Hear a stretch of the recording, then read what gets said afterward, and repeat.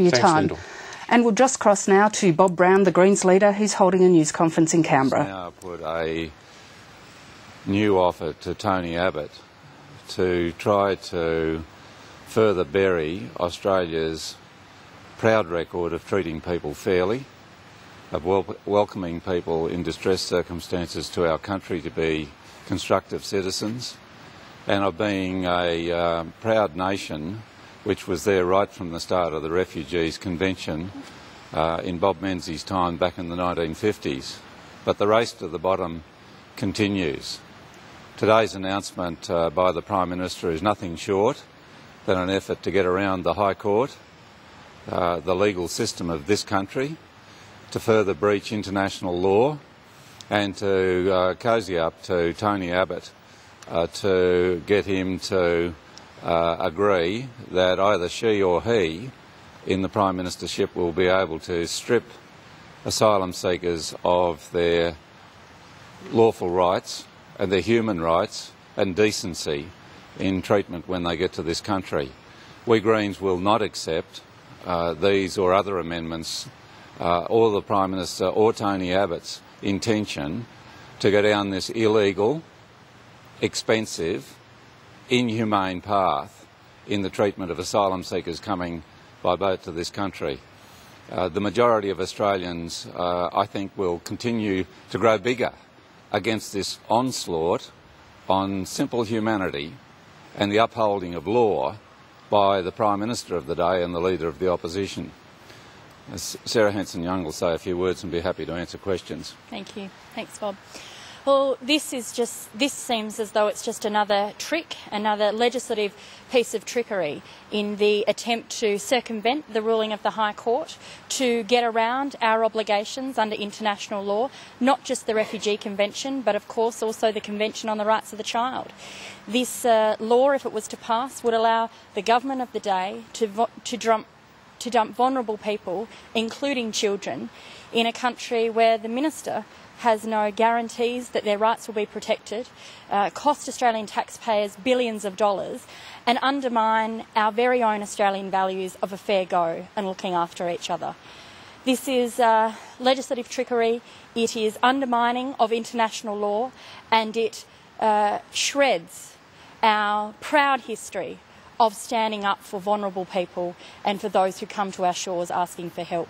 It is unacceptable to many, many Australians who believe that we should be standing by the conventions that we signed, getting on with the job of looking after the very desperate and vulnerable people who arrive here asking for our help, and many Australians who feel very sick in their stomach when they think of the idea that Australia will shirk care, responsibility and safety of hundreds of children who need our protection and our help. Senator Brown, as I understand on what you mean by illegal?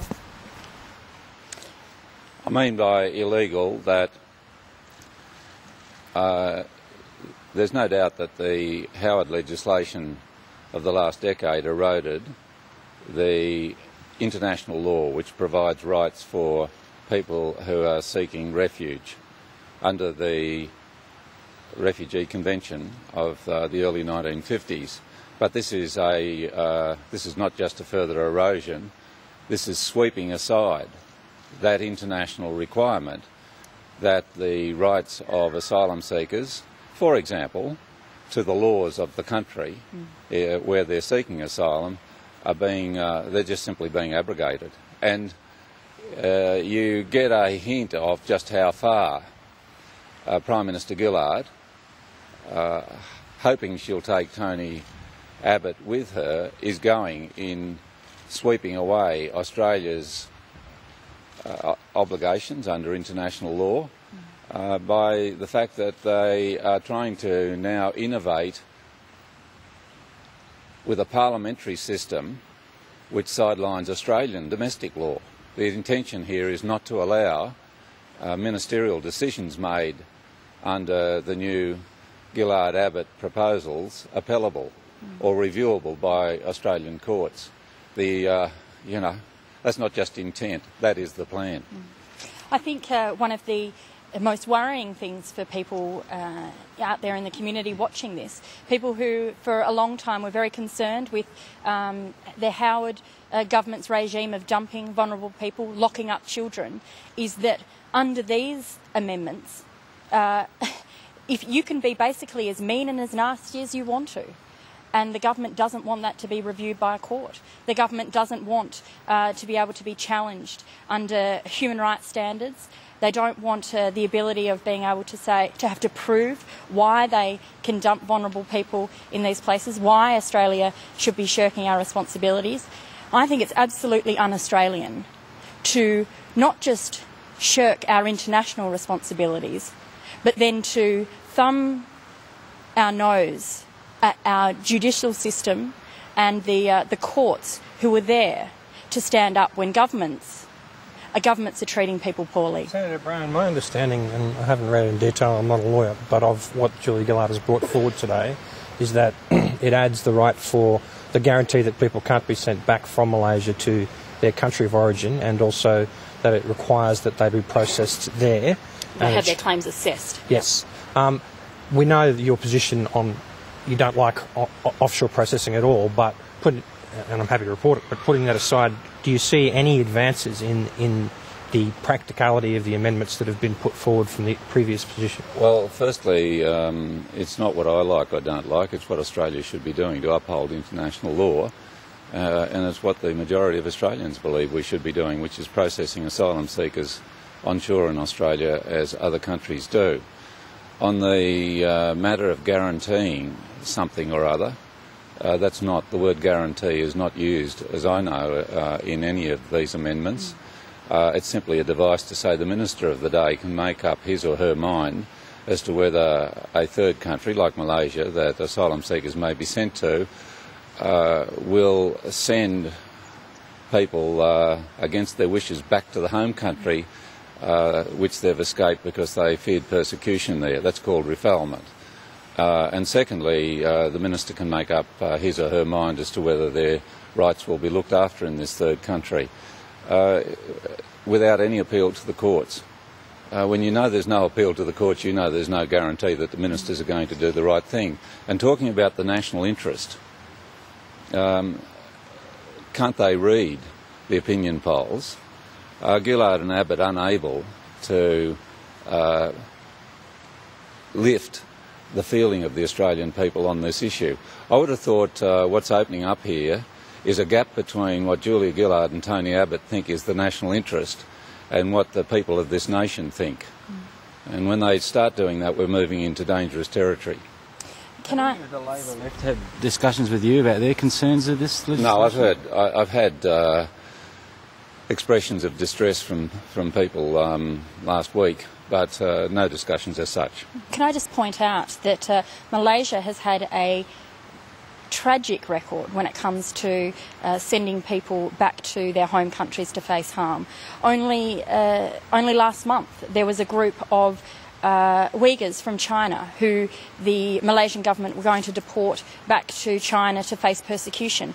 This is a country that has proven itself unable to abide by international standards. They refuse to sign the Refugee Convention. They have no domestic laws preventing these types of deportations.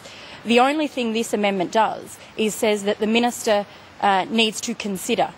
It doesn't have to be guaranteed. It doesn't have to, even if he does consider and there is no laws in place in country X to guarantee people's protections, he doesn't even need to listen to that, and no one can challenge him. It is legislative trickery at its best. Senator, the Coalition seems to be putting together a plan for a whole suite of dams across the country, the north end. I think they're talking about the Arthur River outside the World Heritage Area in Tasmania. Can I get your reaction to that? Yes, well, you know, the Coalition is well and truly stuck in the last century. The Arthur River, of course, was planned to be dammed in the wake of the Franklin River, and it was put aside at that time, but the Coalition in Tasmania with Eric Abetz is back there in the 1970s and 80s. It won't get anywhere on that one. As far as the dams across northern Australia are concerned, just shows you where they're at when it comes to both Indigenous heritage and consultation and the environment of this nation. They're back there in the late 19th century on that. And if they, whatever they think they might be doing with dams, they'd be doing a lot better to be addressing climate change if they really want to improve the prospects for food production in this country in the coming century. Is there an argument for any further dams in Australia? I mean, there is talk that if we have more water storage we can increase agricultural production. It's occurring at a great rate all over the country. They're building 20 and 30 metre high dams all over Tasmania with no reference to public inquiry, no proper environmental or Indigenous study. It's happening all over the place. So the opposition might want to increase the rate of that destruction of ecosystems, of potential farmland, as we saw with the Mary River proposal under Labor in Queensland. 500 to 1,000 farms in high production food land there to be swallowed up. Thank goodness there's been a reprieve on that score. But yes, wherever there's a river, there's somebody with a proposal for a dam. And it's just a repeat tape. That's where we leave the press conference there with the Greens senators Bob Brown and Sarah Hanson-Young. They were, of course, initially responding to the new draft amendments that the government has put to the opposition for consideration, and the Greens there saying that it's nothing short of the government trying to get around the High Court and cozying up to Tony Abbott. They said the Greens won't agree with these new amendments. They're saying it's inhumane and a costly process and legislative trickery. Let's now take a look at business news with Alicia Barry.